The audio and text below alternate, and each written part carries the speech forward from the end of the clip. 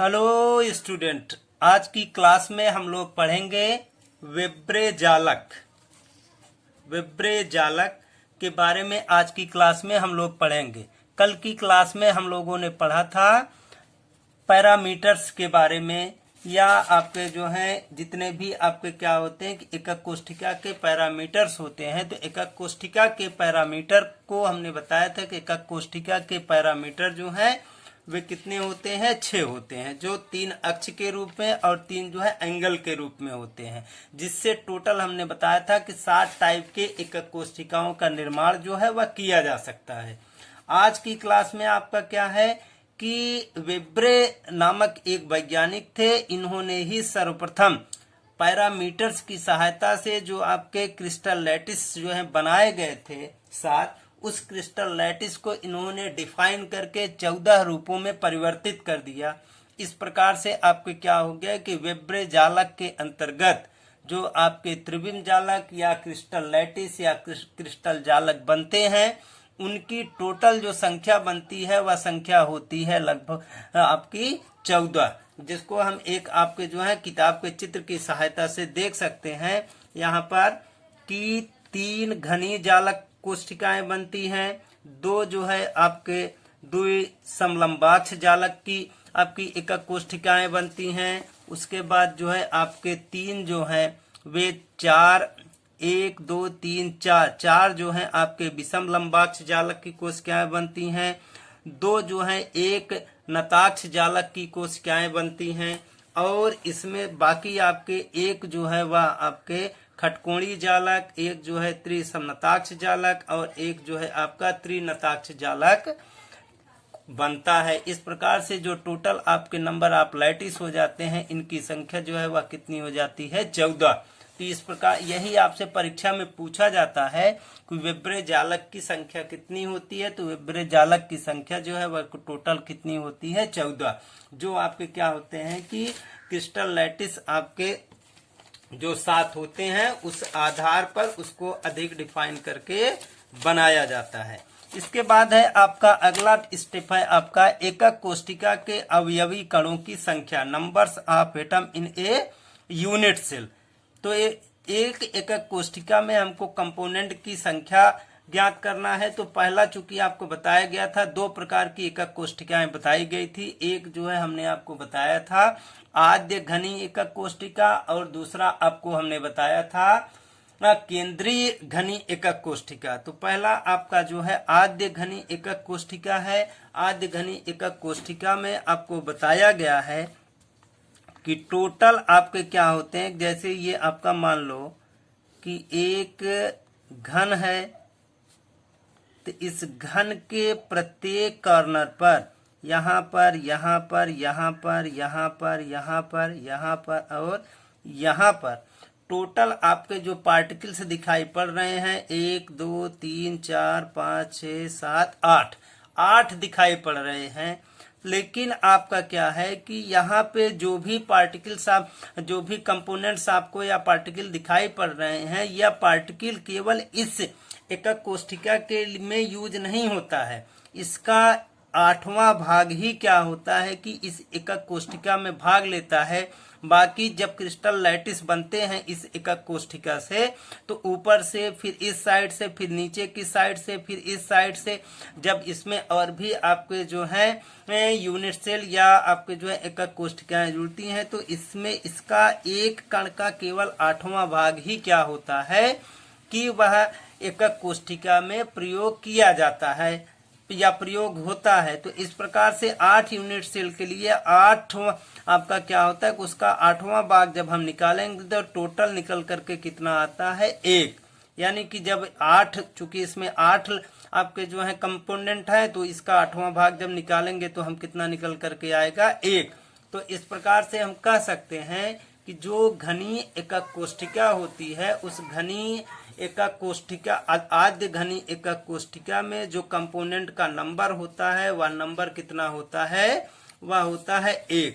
तो यहाँ पे आप देख सकते हैं कि आद्य घनी एकक कोष्ठिका प्राइमिटिव क्यूबिक यूनिट सेल, इसे SCC या PCC भी कहते हैं। तो पर जब भी आपको मिलेगा क्वेश्चन में, तो वह आपको इसी टाइप से एससीसी या पीसीसी या कहीं कहीं पर लिखा रहेगा आद्य घनी एकक कोष्ठिका।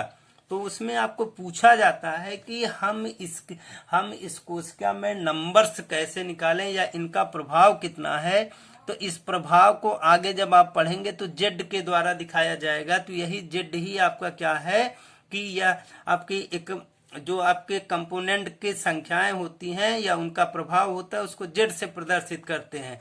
तो इस प्रकार से आद्य घनी एकक कोष्ठिका में टोटल आपके कंपोनेंट 8 होते हैं, लेकिन उसका प्रभाव कितना होता है, वह 1 परमाणु के बराबर होता है। यानी जेड इक्वल टू आपका यहाँ पे कितना मिलेगा, 1। जेड इक्वल टू आपको क्या मिलेगा यहाँ पे, जेड इक्वल टू 1 मिलेगा। अब आगे चलते हैं। आगे है आपका आद्य घनी एकक कोष्ठिका के बाद आपका है अंतः केंद्रित घनी एकक कोष्ठिका। तो अंतः घनी एकक कोष्ठिका पहले तो आप समझिए कि यह है क्या। तो कल हमने आपको बताया था केंद्रित घनी एकक कोष्ठिका, सेंटर्ड आपके जो है क्यूबिक यूनिट सेल के बारे में बताया गया था। तो क्यूबिक यूनिट सेल जो मतलब आप सेंटर्ड क्यूबिक यूनिट सेल जो है उसी का पहला भाग है आपका body centred cubic unit cell. इसको हम बीसीसी के नाम से भी जानते हैं।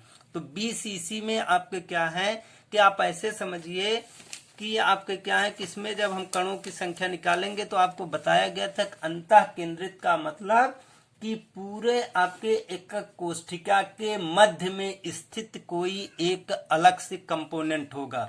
ऐसे आप समझिए कि जैसे आप इस समय हमारे अनुमान से आप अपने कमरे में बैठ करके पढ़ रहे होंगे, तो कमरा आपका जो है वह एक आपका जो है यूनिट सेल के रूप में है, क्योंकि इसमें आप देख रहे होंगे तो इसमें आपके जो है 2 आपके सामने की दीवारें हैं, उसके बाद 2 आपके साइड की दीवारें हैं और उसके बाद एक ऊपर आपकी फर्श, आपकी ऊपर जो है छत है, नीचे आपका क्या है फर्श है। तो इस प्रकार से 6 फलक बन रहे हैं इसमें। तो 6 फलकों के प्रत्येक कॉर्नर पर आप देखेंगे तो छत की साइड में आपके 4 आपके कंपोनेंट मिल जाएंगे और नीचे फर्श के चारों कॉर्नर पे आपके 4 कंपोनेंट मिल जाएंगे। इस प्रकार से इसमें आपके कितने टोटल कंपोनेंट्स मिल जाते हैं, 8। तो अगर इसी कमरे के बीचों बीच ऊपर नीचे और साइड से लगा करके बीचों बीच, जैसे मान लो कि फैन है, पंखा है, तो पंखा जो है वह बीचों बीच में है तो केवल इसी कमरे में वह यूज हो रहा है, न कि दूसरे कमरे में वह हवा देने की क्रिया कर रहा है। इस कमरे के मध्य में ही उसका प्रभाव है। तो इस प्रकार से जो आपके 8 कॉर्नर पर पाए जाते हैं तो उनका प्रभाव तो आप पहले से ही निकाल चुके हैं। जो कॉर्नर वाले 8 कंपोनेंट होते हैं उनका प्रभाव 1 होता है। साथ साथ आपके क्या है कि जो मध्य में स्थित है इसका प्रभाव केवल टोटल 1 रहेगा, क्योंकि केवल इसका प्रभाव 1 ही के लिए है, वह भी संपूर्ण है। या दूसरे आपके बगल की एकक कोष्ठिका या दूसरे कमरे के लिए इसका प्रभाव नहीं होता है। इसको भी हम एक फिगर की सहायता से समझ सकते हैं कि जैसे ये आपका एकक कोष्ठिका या आपका कमरा हो गया, तो कमरे के चारों कॉर्नर पे आपके क्या हो गए कि कंपोनेंट जो है उपस्थित हो गए। अब इस कंपोनेंट, एक ऐसा कंपोनेंट भी यहाँ पर आपका क्या है, इन सब के यानी कि ऊपर नीचे जो भी कण है, इन कणों के पूरे मध्य में आपका जो है एक कंपोनेंट स्थित है। तो इस प्रकार से इन कणों के जो 8 कण आपको कॉर्नर के हैं इनका प्रभाव 1 हो जाएगा, प्लस उसके बाद आपके अंतः केंद्रित जो आपके कंपोनेंट हैं उसका प्रभाव भी 1 हो जाएगा। इस प्रकार से टोटल इसमें आपके कंपोनेंट की संख्या जो है वह कितनी आ जाती है, 2। यानी हम कह सकते हैं कि बीसीसी यूनिट सेल में आपके जो है कंपोनेंट की जो नंबर्स होते हैं या जो उनका प्रभाव होता है, जिसको आप जेड कह सकते हो, इनकी संख्या कितनी होती है, 2 पाई जाती है। तो यहाँ पे देखिए आपको लिखा गया है कि 8 कोनों के परमाणुओं के लिए संख्या कितनी हो जाएगी, संख्या हो जाती है 8 गुणे 1/8। इनका निकल करके आता है, इसका प्रभाव कितना रहेगा, 1 परमाणु। और एक अंतः केंद्र परमाणु की संख्या यानी कि जो आपके जो है एकक कोष्ठिका के मध्य में या कमरे के मध्य में, उसका प्रभाव कितने रहेगा, 1 गुणे 1, वह टोटल 1 परमाणु होगा। तो इस प्रकार से आपके क्या होते हैं कि टोटल जो नंबर निकल करके आते हैं, एक इसका प्रभाव निकलेगा, एक इसका प्रभाव, टोटल प्रभाव कितना आ जाता है 2।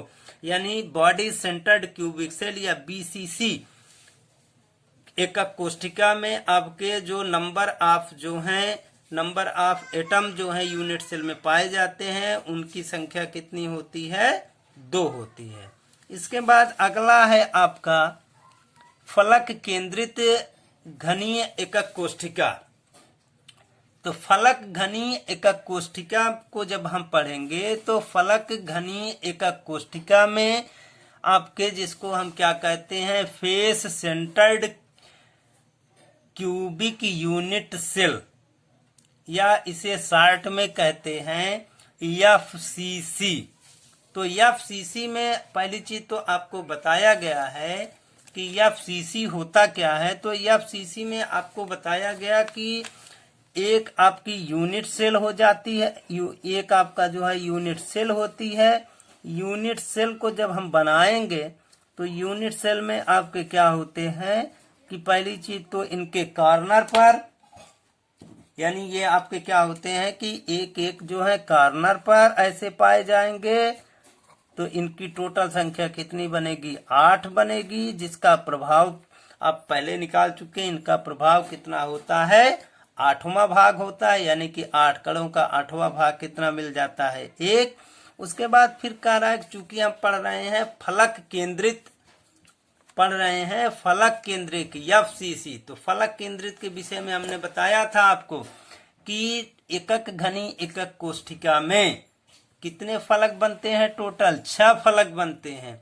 तो 6 फलकों पर आपके जो टोटल नंबर्स होंगे, तो एक मान लो कि यह आपका फलक है, तो इसके मध्य में एक जो है कंपोनेंट, उसके बाद जो है आप मान लो कि एक फलक आपका ये है, तो इसके मध्य में एक जो है कंपोनेंट, एक फलक मान लो कि यह है, तो यहाँ से यहाँ तक एक कंपोनेंट यहाँ पर, फिर एक फलक आपका ये मान लो यहाँ से यहाँ तक, तो इसके मध्य में एक कंपोनेंट, फिर उसके बाद एक फलक आपका ये है, तो इसके मध्य में एक कंपोनेंट, और एक फलक आपका ये एक भाग है, तो इसके मध्य में एक कंपोनेंट।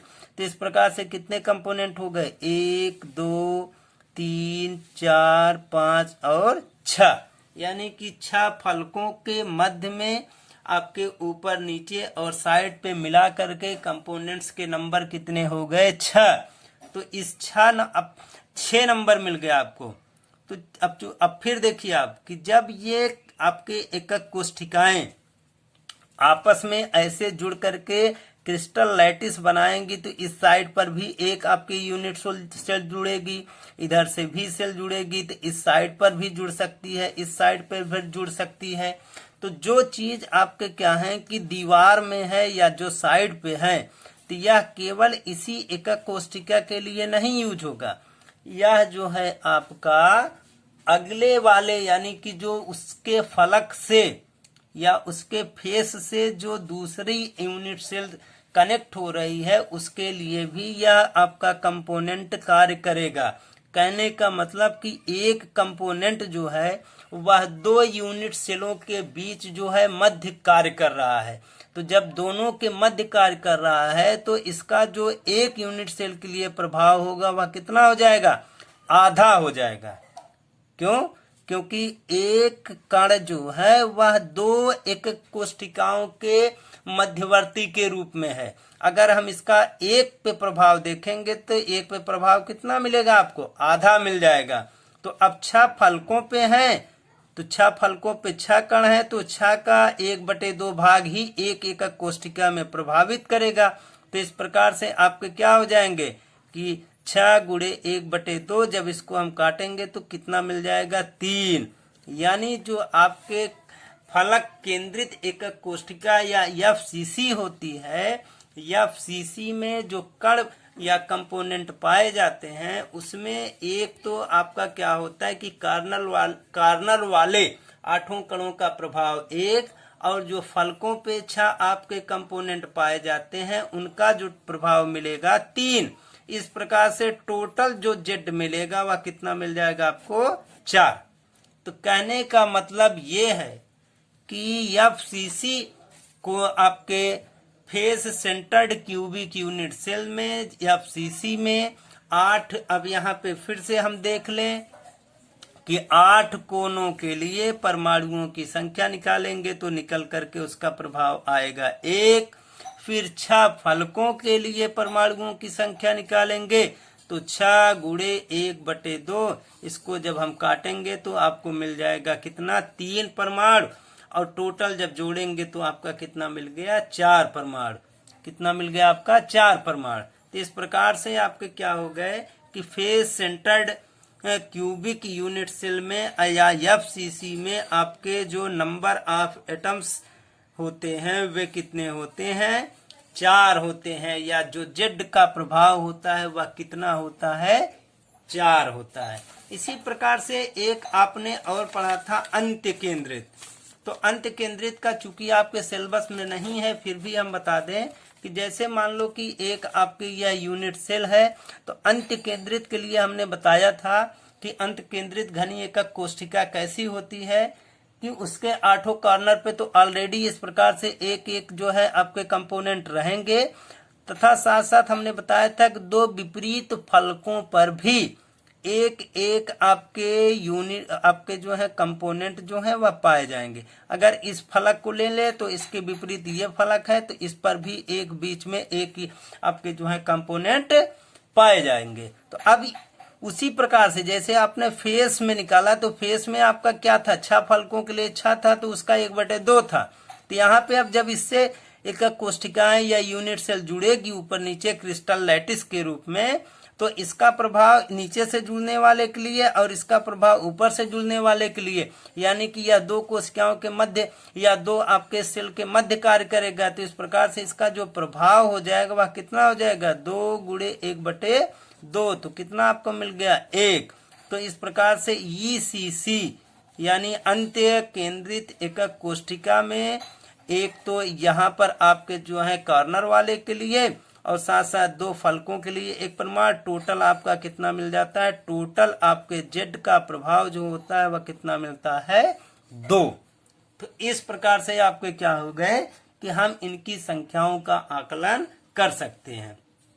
इसको आप अच्छे से समझिए।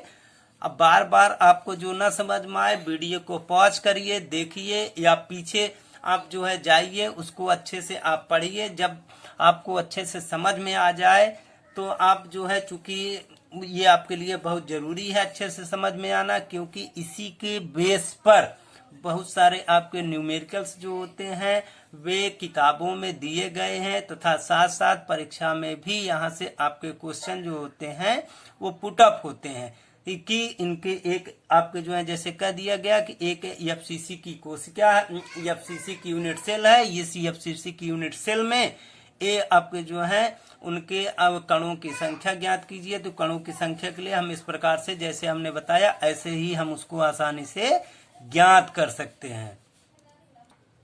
आज की क्लास में बस इतना ही। कल की क्लास में हम लोग इसी से संबंधित कुछ दूसरे टॉपिक को पढ़ेंगे।